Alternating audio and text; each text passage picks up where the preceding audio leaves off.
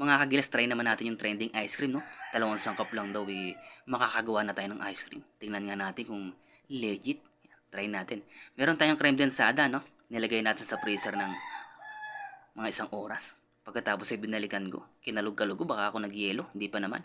Sinaling ko sa bowl na malalim. Tapos gumamit po tayo ng hand mixer. Halos nag-double size na po siya, no? Yan. Yung flavor na ginamit ko po, yung champion na twin pack. Hinalo natin yung kalahati. Tapos meron tayo ditong lumang lagay ng ice cream, no? Napakinabangan pa. Tapos yung kalahati ng twin pack, itatoppings po natin sa ibabaw.